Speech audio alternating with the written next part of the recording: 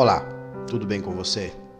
Que a graça e a paz de nosso Senhor Jesus esteja em sua vida.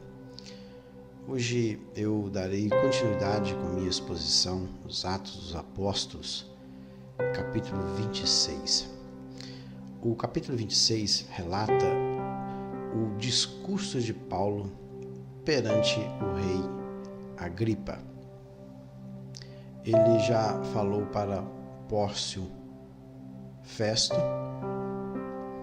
ele já falou para Antônio Félix e agora ele fala para o rei Agripa. O discurso de Paulo perante o rei Agripa, ele é bem maior e com mais riquezas de detalhes. Por que motivo Paulo ele fala com mais riquezas de detalhes com o rei Agripa? Este rei Agripa, ele é o Herodes Agripa II, ou Marco Júlio Agripa, filho de Herodes Agripa I. Este homem ele havia recebido o título de rei por parte do imperador César sobre alguns territórios situados ao norte da Palestina e também havia recebido autoridade para nomear o sumo sacerdote judeu. Apesar da família de Herodes ser de ascendência judaica, Agripa ele havia se colocado ao lado dos romanos e ele quase não praticava a sua própria religião, que era o judaísmo. Interessante que, apesar disso, Paulo lhe fala como a um judeu. Berenice, que foi citado no capítulo anterior, ela é irmã de Agripa e de Drusila. Teve diferentes maridos e amantes de alto nível e agora vivia com o próprio irmão. Então está aí os dois personagens relatados no capítulo 25 e agora o rei Agripa relatado no 26. Diz assim o versículo 1. A seguir, Agripa, dirigindo-se a Paulo, disse: é permitido que uses da palavra em tua defesa. Então Paulo, estendendo a mão, passou a defender-se nestes termos: tenho-me por feliz, ó rei Agripa, pelo privilégio de hoje, na tua presença, poder produzir a minha defesa de todas as acusações feitas contra mim pelos judeus. Lembrando que o rei Agripa estava ouvindo Paulo no intuito de ajudar Pórcio Festo a produzir um documento coerente para que o imperador Nero pudesse ler e julgar a causa de Paulo. Então o rei Agripa ouviria Paulo e ajudaria Pórcio Festo a elaborar esse documento, essa carta. E ele continua: todas as acusações feitas por mim pelos judeus, mormente, porque és versado, olha aí, mormente, que a palavra mormente, acima de tudo, especialmente, principalmente, porque és o que? Versado. O que é versado? Perito, conhecedor em todos os costumes e questões que há entre os judeus. Por isso eu te peço que me ouças com paciência. Paulo já está pedindo paciência ao rei Agripa porque o discurso dele será longo. Quanto à minha vida, desde a mocidade, como decorreu desde o princípio, entre o meu povo e em Jerusalém, todos os judeus a conhecem. Por quê? Paulo ele tinha sido criado, claro, ele nasceu em Tarso, território fora ali de Israel, mas ele era de família judaica, ele era da tribo de Benjamim e ele foi criado aos pés de Gamaliel em Jerusalém. Então, praticamente ele foi criado ali em Jerusalém. Então, foi assim, olha, o povo, os judeus me conhecem e Jerusalém também me conhece, porque eu estudei em Jerusalém aos pés de Gamaliel. Pois, na verdade, eu era conhecido deles desde o princípio. Se assim o quiserem testemunhar, porque vivi fariseu conforme a seita mais severa da nossa religião. Severa é o seguinte, porque os parushim, que são os fariseus, eles surgiram por volta aí do ano 300 a 400 a.C., na ocasião em que os macabeus, eles se revoltaram, a revolta dos macabeus, eles fizeram um levante contra o Império Grego. E neste período, este grupo de homens, os parushims, ou os separados, eles surgiram. E quando eles surgiram, a ideia, o ideal deles era muito bom, que era seguir a Torá na íntegra. Mas com o tempo eles passaram da fervorosidade para o formalismo. E ele diz aqui que eu vivi fariseu conforme a seita mais severa da nossa religião. Porque os fariseus, eles acreditavam na ressurreição, eles acreditavam nos anjos, nos demônios, e ao passo que o outro grupo de judeus, que eram os saduceus, eles não acreditavam na vida após a morte, na ressurreição, nos anjos, demônios e também na mortalidade da alma. Então, a diferença aí. Então, os fariseus, eles criam em tudo isso e eram uma seita muito severa da religião judaica. E ele diz, e agora estou sendo julgado por causa da esperança da promessa que por Deus foi feita a nossos pais.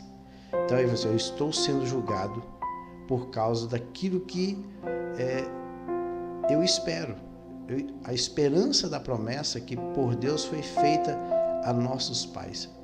O que eu creio, o que eu estou vivendo foi promessa feita para os judeus desde o princípio. Então começa aí em Gênesis 3,15. E porém inimizade entre ti e a mulher, entre a tua descendência e a sua semente. Este, ou ele, que é Cristo, te ferirá a cabeça, e tu lhe ferirás o calcanhar. Então, na cruz do Calvário, Satanás feriria o calcanhar de Cristo, mas ao mesmo tempo, Cristo estaria esmagando a cabeça de Satanás ali na cruz do Calvário. Então, já era uma promessa feita lá na queda do homem. E prossegue mais textos aí. E em tua semente, falando aí para Abraão, em tua semente serão benditas todas as famílias ou todas as nações da terra, porquanto obedeceste a minha voz. Deus já estava fazendo uma promessa para Abraão. E ainda prossegue, Deuteronômio 18:15, o Senhor teu Deus te despertará um profeta no meio de ti, de teus irmãos como eu, e a ele ouvireis. Aqui é Moisés falando que Deus levantaria um profeta no meio do povo de Israel, no meio de teus irmãos, como ele, como Moisés.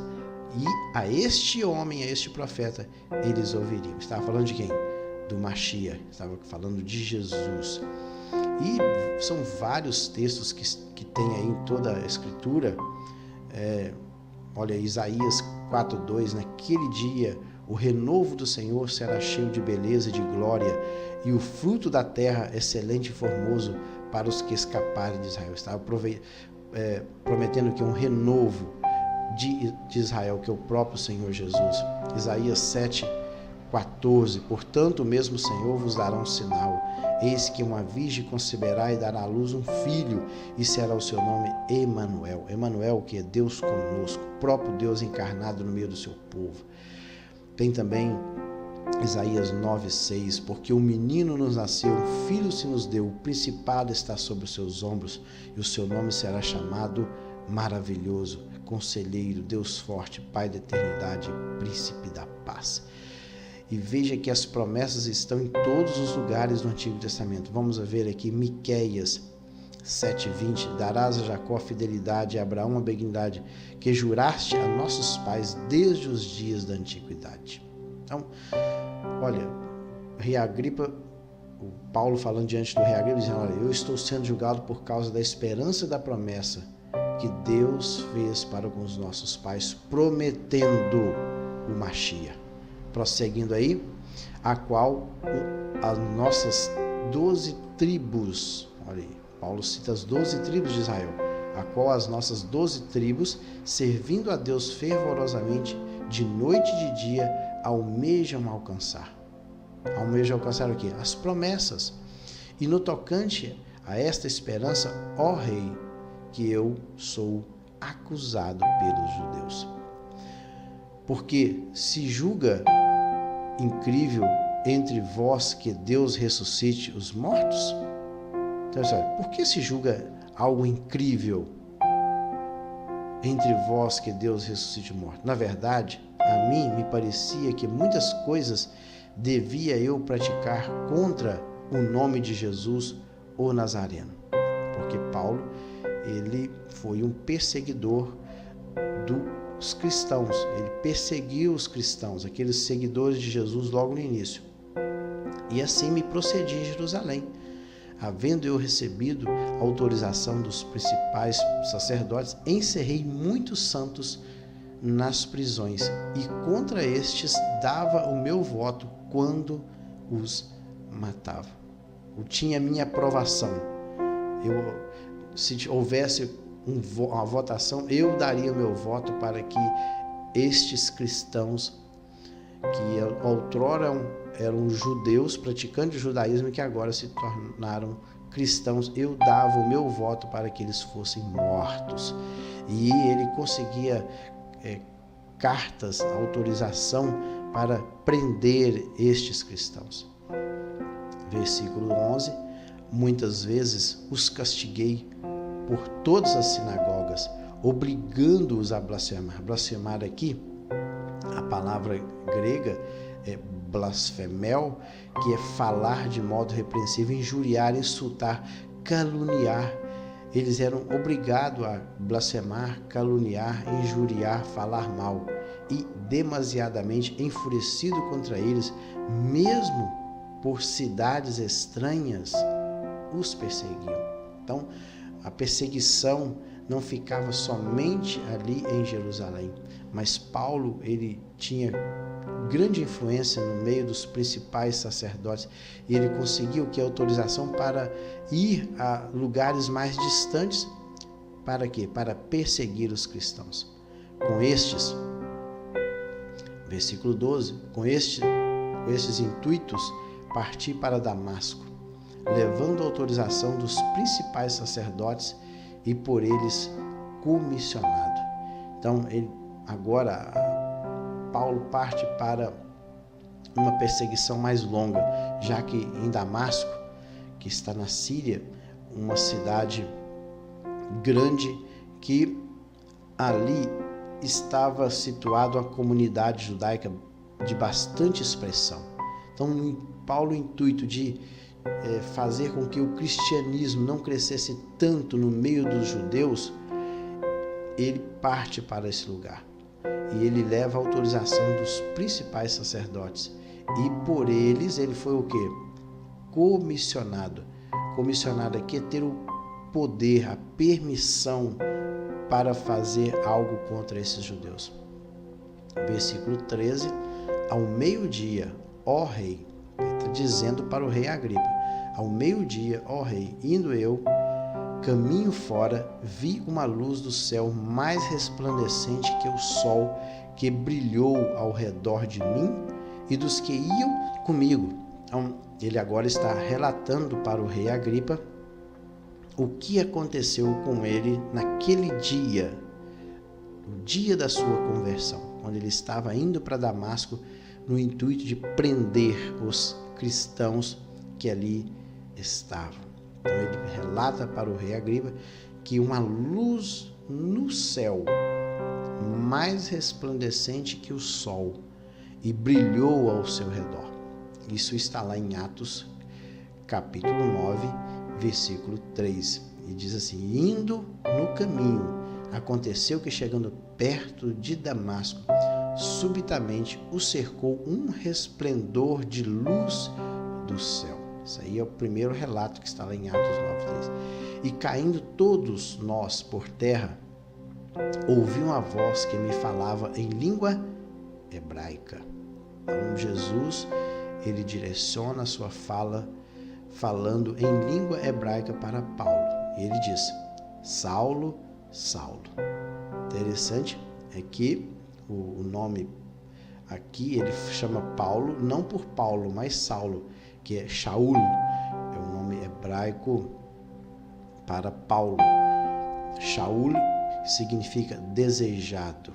É o nome judaico do apóstolo Paulo, já que ele era da tribo de Benjamim e era um descendente de Abraão, então o nome dele era Shaul. Shaul é desejado. Então, olha, desejado, desejado, por que me persegues? Dura coisa é recalcitrares contra os aguilhões. Recalcitrar aqui é dar pontapés, é escoiciar. É como se você estivesse dando um murro na ponta, o quê? De um ferro, aguilhão de ferro. O aguilhão, esses aguilhões aqui, era um aguilhão de ferro, algo pontiagudo, que era usado para mover o gado, o cavalo e outros animais de carga. Daí surge o provérbio, chutar contra o aguilhão, ou seja, oferecer resistência vã, perigosa e danosa. O que Jesus queria dizer para Saulo era o seguinte: Saulo, dura coisa para você é tentar chutar ponta de ferro. Ou seja, quem vai sair ferido, Paulo, vai ser você. É coisa inútil para você tentar me perseguir, Paulo. Você não vai chegar em lugar algum. Você somente vai sofrer as consequências em estar perseguindo a minha igreja. Versículo 15. Então eu perguntei: quem és tu, Senhor?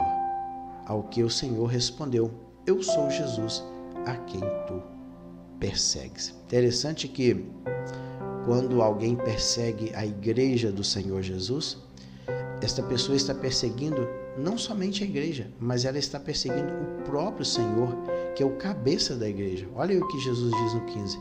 Ao que o Senhor respondeu: eu sou Jesus, a quem tu persegues. Talvez Paulo ficou cheio de interrogações. Poxa, eu estou perseguindo os judeus que se converteram ao cristianismo. Agora, este homem me aparece no caminho e diz que eu estou perseguindo a sua pessoa? Mas é isso. A igreja faz parte do corpo de Cristo. E, fazendo parte do corpo de Cristo, quando alguém persegue a igreja, persegue o próprio Senhor Jesus. Versículo 16. Mas levanta-te e firma-te sobre os teus pés. Ele estava caído ao chão. Porque por isso te apareci, para te constituir ministro. Olha aí, eu apareci para você, Paulo, porque eu vou constituir você o quê? Ministro. Aqui, interessante que o ministro aqui não é diaconia, é ruperetes. A palavra ruperetes, ou rupereten, que está aí no original grego, ele é o remador de baixa categoria, o remador subordinado, aquele que estava na parte mais baixa dos navios para manusear os remos, para conduzir as navegações. E geralmente era um preso de guerra que era colocado nas partes mais baixas dos navios para ser um remador subordinado. Então, vou te constituir como o quê? Como um remador subordinado. Você vai ficar submisso a mim, Paulo, porque eu vou te levar para lugar distante. E testemunha. E aí a palavra grega que ele usa é martos, é testemunha, aquele que viu algo, que contemplou algo. Porque Jesus estava dizendo para Paulo que ele seria um ministro e também uma testemunha. Porque testemunha, ele estava agora contemplando o próprio Senhor Jesus naquela visão. Então ele poderia afirmar algo que ele estava vendo. Então ele era um Martos, tanto das coisas em que me viste, como daquelas pelas quais te aparecerei ainda, livrando-te do povo e dos gentios para os quais eu te envio, para lhes abrir os olhos e os converter das trevas para a luz e da potestade de Satanás para Deus, a fim de que recebam eles remissão de pecados e herança entre os que são santificados pela fé em mim. Olha aí o intuito pelo qual Jesus apareceu a Paulo no caminho de Damasco. Primeiro, para ele ser um ruperetes, um ministro, aquele que está lá embaixo no navio para conduzir uma navegação. Ele ia ser conduzido para lugares distantes. Seria também uma testemunha, um Martos, aquele que viu, contemplou Jesus ressuscitado em pessoa ali no caminho de Damasco. E ele diz ainda, olha, esta não vai ser a primeira aparição, Paulo. Eu vou te aparecer ainda mais. Olha, te aparecerei ainda.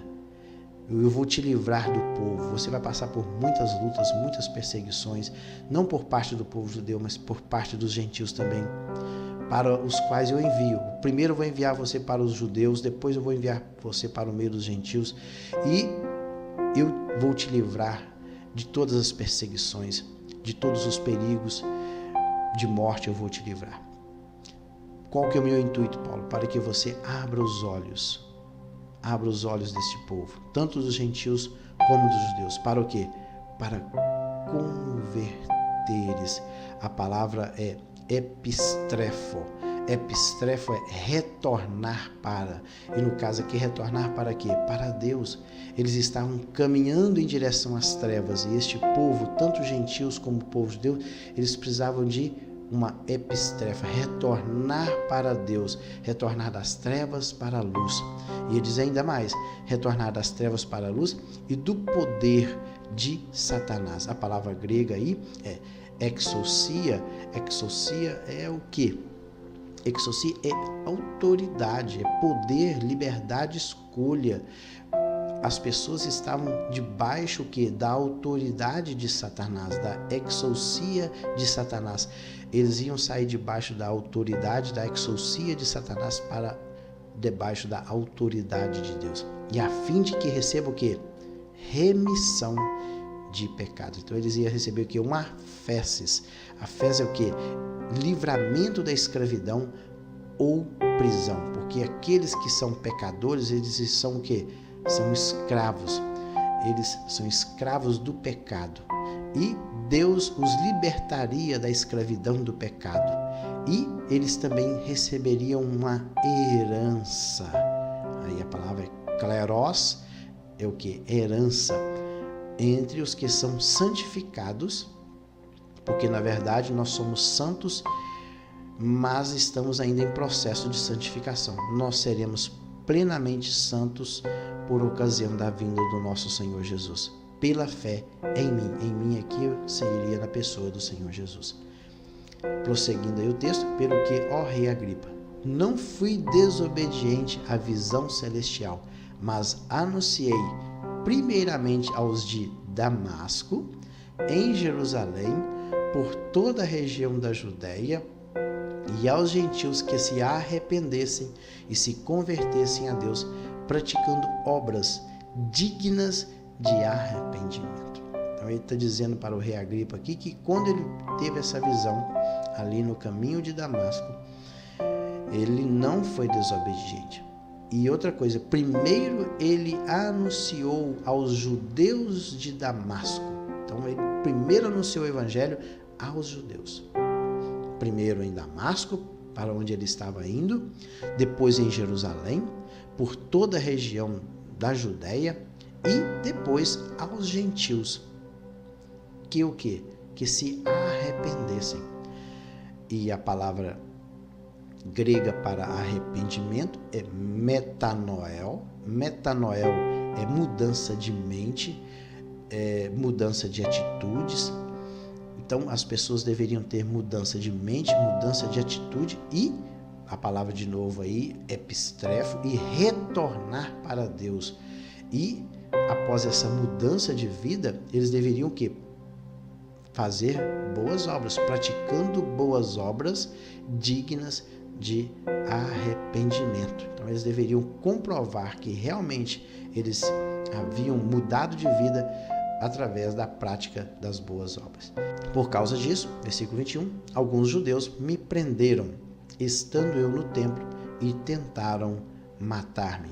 Está lá em capítulo 21, versículo 30 do Atos dos Apóstolos. E alvoroçou toda a cidade, e houve grande concurso do povo, e pegando a Paulo, o arrastaram para fora do templo, e logo as portas se fecharam. Foi por ocasião quando ele chega em Jerusalém, e alguns judeus ali da Ásia, eles pensaram que Paulo ele tinha introduzido um gentio nas dependências do templo, assim profanando o templo. Mas fato esse não acontece, que não tinha acontecido. Paulo tinha ido adorar ao Senhor e fazer um voto.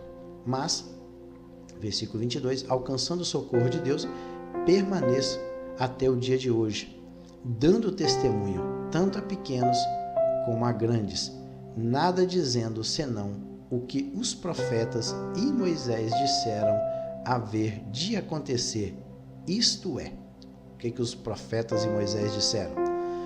Que o Cristo devia padecer e, sendo o primeiro da ressurreição dos mortos, anunciaria a luz ao povo judeu, claro, e aos gentios. Olha, depois do fato que aconteceu lá em Jerusalém, que eu fui preso no meio da multidão, alvoroçada, eu permaneço até o dia de hoje.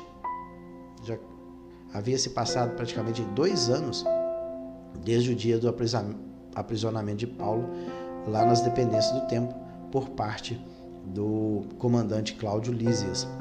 E olha, eu permaneço até o dia de hoje dando testemunho, tanto a pequenos como a grandes. Aqui, grandes aqui, provavelmente eram os reis, os procuradores romanos, diante dos quais Paulo havia dado o seu testemunho, ou feito a sua defesa. Pequenos, provavelmente, aquele orador, aquele advogado forense, que os judeus haviam contratado para fazer acusação contra Paulo. Então, diante de todos eles, eu tenho dito a verdade, eu tenho testemunhado aquilo que eu vi, e daquilo também que nossos profetas e Moisés disseram que haveria de acontecer. O que é que aconteceria? É que o Cristo, o Mashiach, aqui é Christos ungido, que significa Messias, ele deveria o quê? Padecer. Ele deveria o quê? Sofrer e morrer, sendo o primeiro da ressurreição dos mortos. Era o primeiro que se levantaria dos mortos. A palavra grega é anastasis. Anastasis é levantar, ressurreição dos mortos, é ato de levantar. Anunciaria a luz ao povo, aqui é o povo judeu, e aos gentios. Então, ao povo aí que é Laos, e depois o outro termo grego é etnos, que fala de nações. Versículo 24. Dizendo ele estas coisas em sua defesa, Festo, que é Pórcio Festo, o procurador romano, o interrompeu em alta voz. Parece que essa mensagem aqui, quando ele começa desde o início, falando sobre tudo aquilo que aconteceu com ele, e quem realmente era o Mashiach, ou o Messias prometido, que ele estava seguindo, esta mensagem começou a falar no coração de alguém.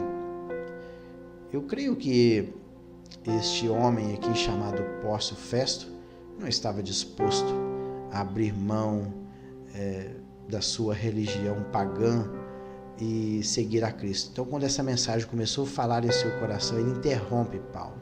Olha, dizendo essas coisas em sua defesa, Pórcio Festo, que é o procurador romano, que tinha vindo recente ali para a região da Judéia, que estava habitando na cidade de Cesareia, que era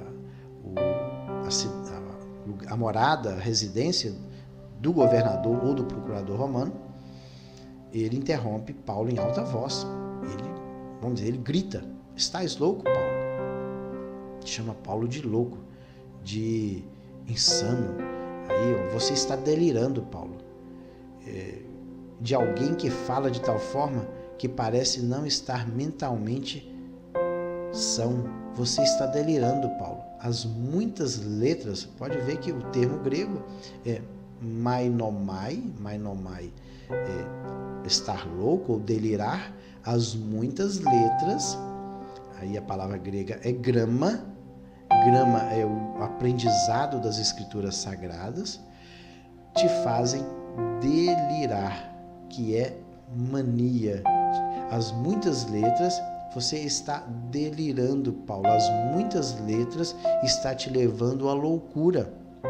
Paulo, porém, respondeu: não estou louco, ó excelentíssimo Festus. Então ele direciona a palavra do procurador romano, Pórcio Festo, dizendo que ele não estava louco. Pelo contrário, digo palavras de verdade e de bom senso. E aí ele usa uma palavra grega, bom senso, é sophrosune. Sophrosune é o seguinte: eu estou sóbrio, a minha mente está estabilizada, eu não estou louco, eu estou tendo pleno controle das minhas ideias, eu não estou louco ainda, procurador. Porque tudo isso é do conhecimento do rei, a quem me dirijo com franqueza. Franqueza aí é liberdade para falar, pois estou persuadido é convencido, de que nenhuma dessas coisas, as quais foram ditas para o rei Agripa, lhe é oculta, porquanto nada se passou em algum lugar escondido. Então, tudo isso, tanto a conversão de Paulo, como a morte do Senhor Jesus ali em Jerusalém, a vinda do Machia, nada disso aconteceu às escondidas. Todo mundo era sabedor de que isso de fato aconteceu. E aí ele direciona a sua palavra para o rei Agripa. Acreditas, ó rei Agripa, nos profetas? Aí ele parece que faz uma pergunta retórica. Bem sei que acreditas. Então porque Paulo sabe muito bem que o rei Agripa, sendo de origem judaica, mas não sendo um seguidor do judaísmo, mas ele tinha conhecimento do que estava escrito na lei e nos profetas. Então, olha, acreditas, ó rei Agripa, nos profetas? Bem sei que acreditas. Então, Agripa se dirigiu a Paulo e disse: por pouco me persuades a me fazer cristão. Então, aqui por pouco, a palavra grega não é por pouco, aqui no sentido assim, pequeno, limitado. Ou seja, Paulo, você acha que com um sermão tão pequeno, tão limitado que você acaba de proferir, você vai me convencer, persuadir a me fazer cristão? Então, não sabemos ao certo o que significa essa frase. Por pouco me persuades a me fazer cristão. Será que o rei Agripa queria dizer: olha, Paulo, sinceramente, um discurso deste tamanho, tão pequeno, não me convence ainda de me tornar um cristão. Talvez seria isso, não sabemos. Paulo respondeu, veja aí o 29. Paulo respondeu: assim Deus permitisse que, por pouco ou por muito, não apenas tu, ó rei, porém todos os que hoje me ouvem se tornassem tais qual eu sou, exceto estas cadeias. Se tornasse o quê? Cristãos. Exceto o quê?